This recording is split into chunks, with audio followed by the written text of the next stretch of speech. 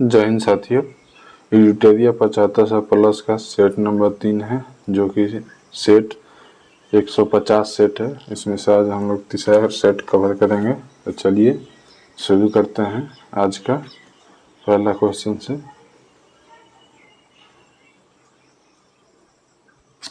पंजाब के विलय के संबंध में निम्नलिखित में से कौन सा कथन असत्य है?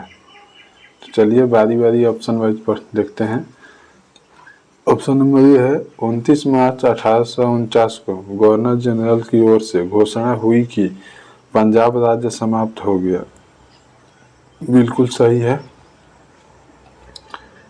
सही है। महाराजा दिलीप सिंह के सभी प्रदेश भारतीय ब्रिटिश साम्राज्य का हिस्सा बन गया। ये भी सही है। दिलीप सिंह को 2,50,000 वार्षिक पेंशन दी जाती थी। यही गलत है, तो हमारा आंसर सी निकल जाएगा। सही आंसर सी है। चलिए अगला प्रश्न देखते हैं हम लोग। 2 नंबर, किस वर्ष भारतीय राष्ट्रीय कांग्रेस को कार्यवाही में महिला ने भाग लेना प्रारंभ की? मोस्ट इम्पोर्टेंट प्रश्न है।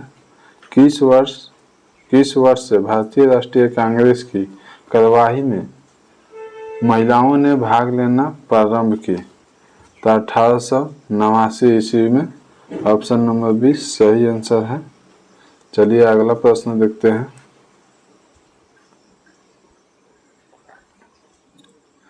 निम्नलिखित में से कौन सा आधुनिक भारतीय इतिहास में घटनाओं का सही क्रम है? तो चलिए देखते हैं। ऑप्शन नंबर ए है, मालूम मिंटो सुधार। ये तो गलत है, नहीं आया था।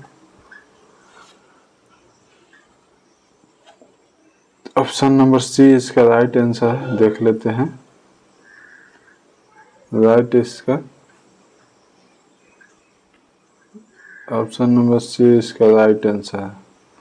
तो देख लेते हैं, मार्लो मिंटो सुधार कब हुआ था? 1909 में। जालियांवाला बाग 1919 में। गांधी इरविन समझौता 1931 में। अगस्त प्रस्ताव 1940 में। चलिए अगला प्रश्न देखते हैं। भारत छोड़ो प्रस्ताव की निम्नलिखित में से किसने अनुशंसा की थी? भारत छोड़ो प्रस्ताव की निम्नलिखित में से किसने अनुशंसा की थी? तो जवाहरलाल नेहरू ने किया था। ऑप्शन नंबर डी सही आंसर है। अगला प्रश्न नंबर 5 है, किस स्वतंत्रता संग्राम सेनानी ने लाठी और अखाड़ा क्लब की स्थापना की थी? लाठी और अखाड़ा क्लब की स्थापना की थी तो बाल Gangadhar Tilak. Option number D सही आंसर है, बाल गंगाधर तिलक। चलिए अगला प्रश्न देखते हैं।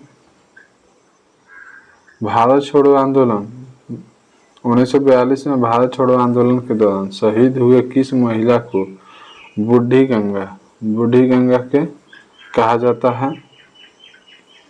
तो ऑप्शन सी मातंगी हजारा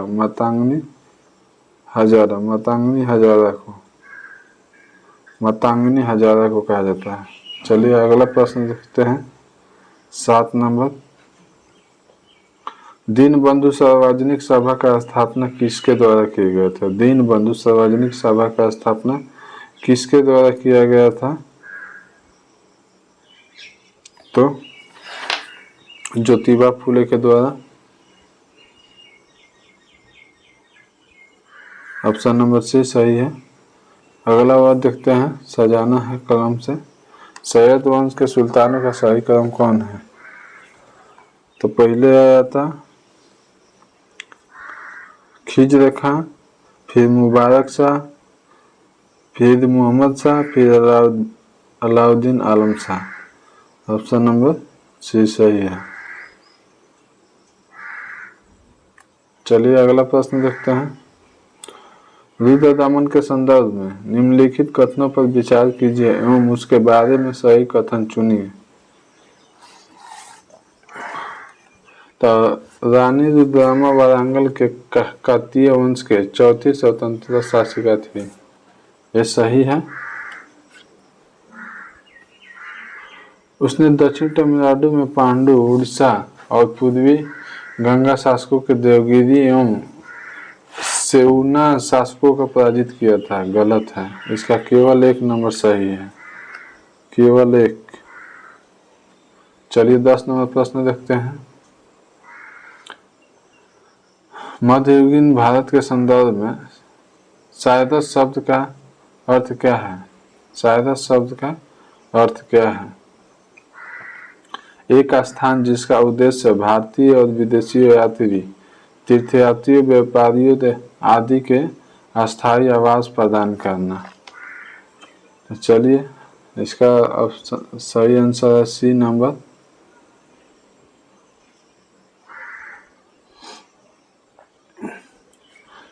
ग्यारह नंबर प्रश्न देखते हैं। निम्नलिखित कथनों पर विचार कीजिए। पढ़ते हैं। पहला, इल्तुतमिश ने सिजदा दंडवत और पैबो सम्राट चुमना का प्रथा का राजा के प्रति सामान्य अभिवादन दर्शाने के रूप में आरंभ की, गलत है। बलबन ने चांदी का टक्का तथा तांबे का जीतल मुद्रा के रूप में प्रचलित किया, ये भी गलत है। सही आंसर हो जाएगा इसका डी, न तो एक और न ही दो।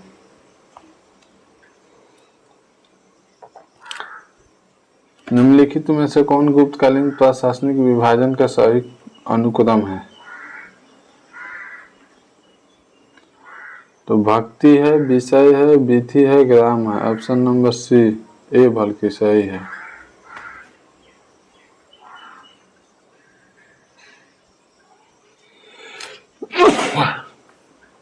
निम्नलिखित में से कौन सा मंदिर वास्तुकला वेसर शैली का उदाहरण है? निम्नलिखित में से कौन सा मंदिर वास्तुकला की वेसर शैली का उदाहरण है? होयसल का मंदिर, ऑप्शन नंबर ए सही आंसर है, होयसल का मंदिर। 14 प्रश्न देखते हैं। प्राचीन भारत के इतिहास के संदर्भ में भभूति, हस्तमल तथा सोमेश्वर क्यों प्रसिद्ध थे? तो नाटककार थे, तीनों नाटककार थे। 15 नंबर प्रश्न देखते हैं। भारतीय संविधान के प्रस्तावना में उल्लेखित सही क्रम क्या है? भारतीय संविधान के प्रस्तावना में उल्लेखित सही क्रम क्या है?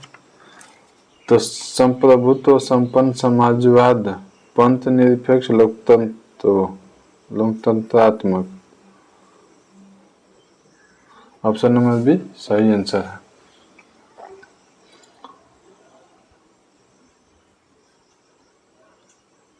चलिए अगला प्रश्न 16 नंबर देखते हैं। पंचायती राज के संदर्भ में कौन सा कथन सत्य है? तो पंचायती राज संस्थाओं को चुनाव राज्य चुनाव आयोग के पर्यवेक्षक में होता है। ऑप्शन नंबर सी सही है। चलिए अगला प्रश्न देखते हैं। केंद्र और राज्य के मध्य वैधानिक शक्तियों का बंटवारा किस अनुसूची में है? तो 7वीं अनुसूची में है। ऑप्शन नंबर डी सही है। मौलिक अधिकारों को लागू करने के लिए किस न्यायालय द्वारा जारी किया जा सकता है?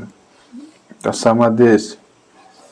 मौलिक अधिकार को लागू करने के लिए किस न्यायालय द्वारा जारी किया जा सकता है? समादेश। चलिए 19 नंबर प्रश्न देखते हैं। प्राकृतिक पर्यावरण की रक्षा किस प्रकार के संवैधानिक अधिकार है? प्राकृतिक पर्यावरण की रक्षा किस प्रकार के संवैधानिक अधिकार है? तो मौलिक कर्तव्य है। ऑप्शन नंबर ए सही है, मौलिक कर्तव्य है। मौलिक कर्तव्य भाग 4 में है। भाग 4 के क में अनुच्छेद 51 के क में मौलिक कर्तव्य। 51 के क अनुच्छेद आर्टिकल मौलिक अधिकार भाग 3 में है। भाग 3 में अनुच्छेद 12 से 35 के बीच है। राज्य के नीति निर्देशक तत्व भाग 4 में अनुच्छेद कितना से कितना है, 36 से 51। चलिए अगला प्रश्न 20 नंबर देखते हैं। भारत ध्वज संहिता के प्रावधानों के अनुसार भारतीय निकायों के मानकों को लागू करने के लिए निम्नलिखित निकाय में से कौन सा प्रभारी है? तो भारतीय मानक bureau option number C right answer हो जाएगा। चलिए अगला प्रश्न देखते हैं। नीचे दिए गए युग्मों को कौन सा युग्म सही सम्मिलित नहीं है? कौन सा युग्म सही सम्मिलित नहीं है? तो देख लेते हैं। शुष्क वन अनुसंधान जोधपुर सही है। हिमालय वन अनुसंधान संस्थान ये गलत है, देहरादून नहीं है, शिमला है। शिमला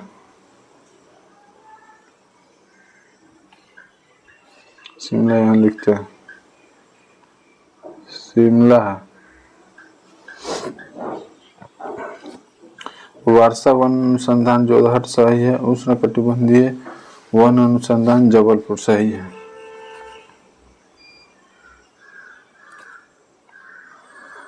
भारत में कोयला खनन की संपूर्ण घटनाओं पर विचार कीजिए तथा इन्हें सही कालक्रम में व्यवस्थित कीजिए।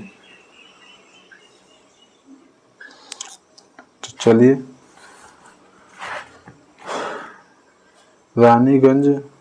रानीगंज में प्रथम कोयला उत्पादन 1774 में 1774 में कोल इंडिया लिमिटेड की स्थापना CIL का तो 1975 में हुआ था। 1975 में कोयला खदान का राष्ट्रीयकरण 1 मई 1973 में 1 मई 1973।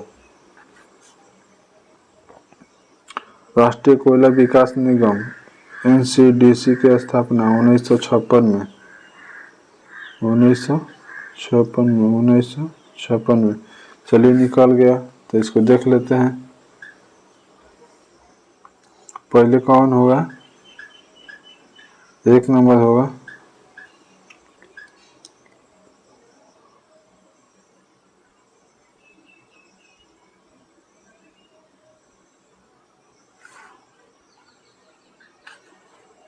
तो इसका सही आंसर हो जाएगा डी नंबर 1 4 3 2।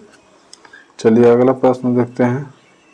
भारत का कौन सा राज्य चूना पत्थर जिप्सम नमक और जस्ता का भंडारण के लिए प्रसिद्ध है? भारत का कौन सा राज्य चूना पत्थर जिप्सम नमक हरी और जस्ता के भंडारण के लिए प्रसिद्ध है? राजस्थान। ऑप्शन नंबर बी सही है।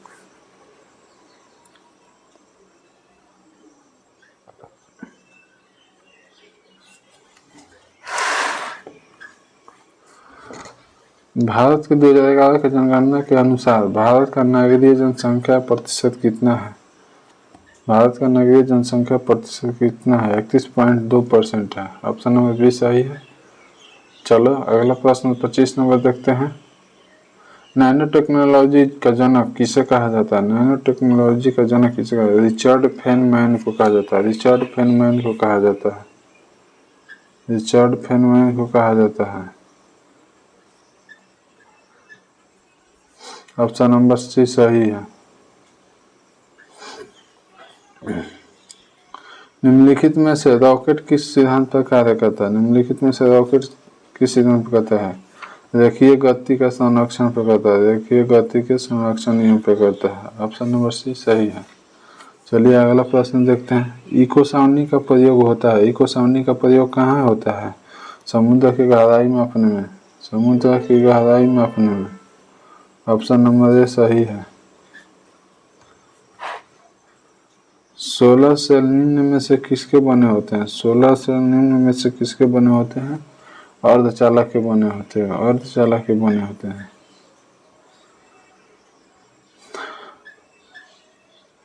ऐसी वर्षा जिसमें सल्फ्यूरिक एसिड या नाइट्रिक एसिड के घटक शामिल होते हैं और इसका पीएच मान 4.5 से कम होता है कहलाता है अम्लीय वर्षा। अम्लीय वर्षा कहलाता है। ऑप्शन नंबर बी सही है। जहरीली गैसों को खत्म करने के लिए उत्प्रेरक रूपांतरणों में निम्नलिखित में से किस धातु का उपयोग पर उत्प्रेरक के रूप में किया जाता है? उत्प्रेरक के रूप में किया जाता है रोहेडियम। रोहेडियम धातु का प्रयोग किया जाता है। ऑप्शन नंबर सी सही है। चलिए अगला प्रश्न देखते हैं। सूक्ष्म पोषक और शर्करा के परिवहन, कैल्शियम के उपयोग और कोशिका विभाजन में महत्वपूर्ण है। तो फास्फोरस है। ऑप्शन नंबर ए सही है। फास्फोरस को पी से लिखते हैं, बोरोन के बी, या सल्फर को एस, पोटेशियम को के। चलिए अगला प्रश्न देखते हैं। किस खाद्य पदार्थ में सभी आवश्यक अमीनो अम्ल पाए जाते हैं? किस खाद्य पदार्थ में सभी अमीनो अम्ल पाए जाते हैं? तो अंडा में पाया जाता है। ऑप्शन नंबर बी सही है। चलिए अगला प्रश्न देखते हैं। निम्नलिखित युग्म में से कौन सा एक सुमेलित नहीं है? तो कौन सा एक सुमेलित नहीं है देखते हैं। पेडोलॉजी में किसका किया जाता है अध्ययन? तो पेडोलॉजी में मिट्टी का अध्ययन किया जाता है। पहले ही गलत निकल गया। मिट्टी का अध्ययन किया जाता है। एंथ्रोपोलॉजी फूलों का अध्ययन सही है। एंथ्रोपोलॉजी फूलों का अध्ययन। एंटोमोलॉजी जंतु विज्ञान शाखा का अध्ययन। टोपोलॉजी पोषण का अध्ययन, यह भी सही है। तीनों के तीनों सही है। पेडोलॉजी में मिट्टी का अध्ययन किया जाता है। किस शैवाल से आयोडीन की प्राप्ति की जाती है? किस शैवाल से आयोडीन की प्राप्ति की जाती है? लैमिनेरिया से। Option number B. निम्नलिखित में से कौन से धातु अम्ल से अभिक्रिया करके आसानी से हाइड्रोजन गैस विस्थापित करती है? निम्नलिखित में से कौन सा धातु अम्ल से अभिक्रिया करके आसानी से हाइड्रोजन गैस विस्थापित करता है? तो मैग्नीशियम Mg। चलिए अगला प्रश्न देखते हैं।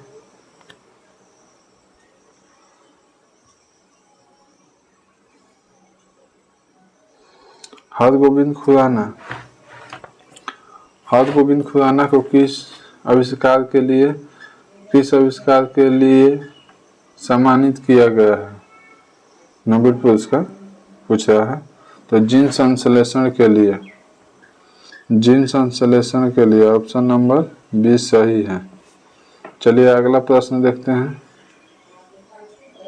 निम्नलिखित में से कौन सा पौधा कीट पकड़ता है? तो नेपेंथेस। ऑप्शन नंबर सी सही है। चलिए अगला प्रश्न है। निम्नलिखित में से किस विटामिन की कमी से सीलियक रोग होता है? तो विटामिन बी12 से कमी से होता है। चलिए अगला प्रश्न देखते हैं। कोशिका में मौजूद जेली जैसा तरल पदार्थ कहलाता है कोशिका द्रव्य कहलाता है? ऑप्शन नंबर डी सही है। कोशिका में मौजूद जेली जैसा तरल पदार्थ क्या कहलाता है? तो कोशिका द्रव्य कहलाता है।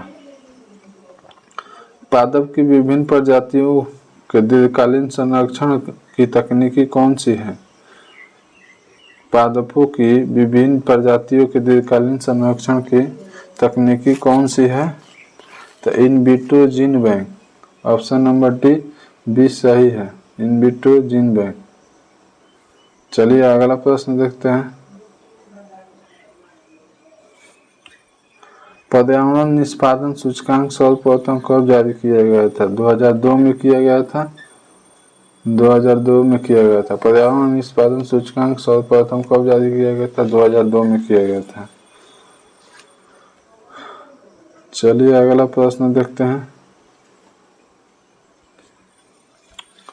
बढ़ती शहरी रोजगार के परिप्रेक्ष्य में ग्रामीण शहरी पलायन के संबंधित विरोधाभास के निम्नलिखित में से कौन सा मॉडल व्याख्या करता है? हैरिस-टोड्रो मॉडल।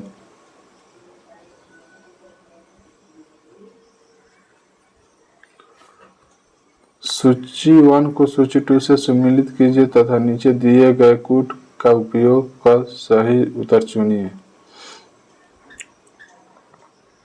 तो चलिए मिलाते हैं।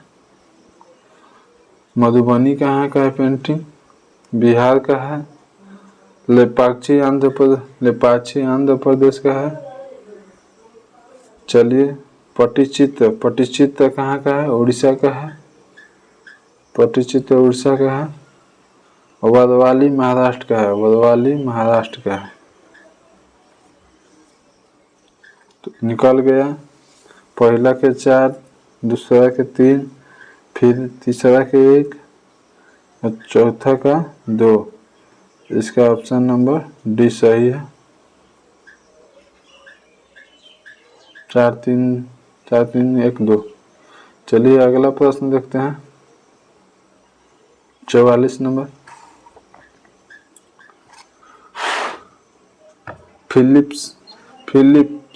फिलिप्स वक्र निम्नांकित में से किसे मध्य संबंध स्थापित करता है? तो मुद्रास्फीति और बेरोजगार से। चलिए अगला प्रश्न देखते हैं। सूची 1 को सूची 2 से सम्मिलित कीजिए तथा नीचे दिए गए कोड को उपयोग कर सही उत्तर चुनिए। चलिए मिलाते हैं। एक कोयला आधारित संयंत्र है और राज्य में अवस्थित है। तो कहलगांव कहाँ है? कहलगांव बिहार में है। पहला के 2। खरगोन कहाँ है? तो मध्य प्रदेश में है। खरगोन कहाँ है? मध्य प्रदेश में है।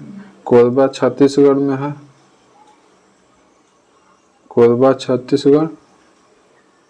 और कुडगी कहाँ है? कर्नाटक में। इधर से निकल गया। तो पहला का 2 1 4 3 इसका सही आंसर है 2 1 4 3 ऑप्शन नंबर डी है 2 1 4 3। चलिए अगला प्रश्न देखते हैं। निम्नलिखित जोड़ी में कौन सा जोड़ी सही सुमेलित नहीं है? तो Adam Smith wealth of nation लिखे थे। एडम स्मिथ सही है। General theory of employment interest and money J M Keynes लिखे थे, अभी सही है। एशियन ड्रामा गोनाल मिडल का है, सही है।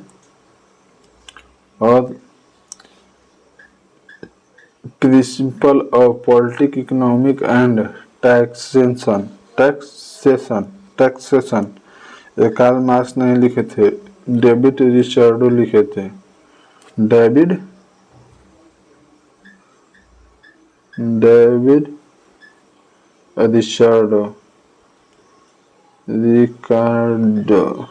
रिचर्डो।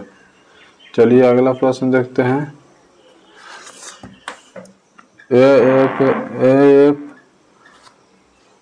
AFSPA पहली बार कहाँ लगाया गया था? तो 7 पूर्वोत्तर राज्यों में लगाया गया था। ऑप्शन नंबर डी सही है। मोर भारत का राष्ट्रीय पक्षी कब घोषित किया गया? मोर भारत का राष्ट्रीय पक्षी कब घोषित किया गया? तो 1963 में। ऑप्शन नंबर डी सही है, 1963 में। चलिए अगला प्रश्न देखते हैं। भारतीय मुद्रा बाजार के अंतर्गत निम्नलिखित में से कौन शामिल नहीं है? भारतीय मुद्रा बाजार के अंतर्गत निम्नलिखित में से कौन शामिल नहीं है? सहकारी बैंक है, सही है। वाणिज्यिक पत्र है, सही है। भारतीय औद्योगिक विकास बैंक, भारतीय औद्योगिक विकास नहीं है। ट्रेजरी बिल भी है। ऑप्शन नंबर सी सही है। चलिए अगला प्रश्न देखते हैं। पोचमपल्ली किसके लिए प्रसिद्ध है? बुनाई के लिए। पोचमपल्ली किसके लिए प्रसिद्ध है? बुनाई के लिए। तो यहीं पे वीडियो को समाप्त करते हैं। चलिए फिर अगला सेट करेंगे, सेट नंबर 4। वीडियो अच्छी लगी तो लाइक शेयर सब्सक्राइब जरूर करें। जय हिंद।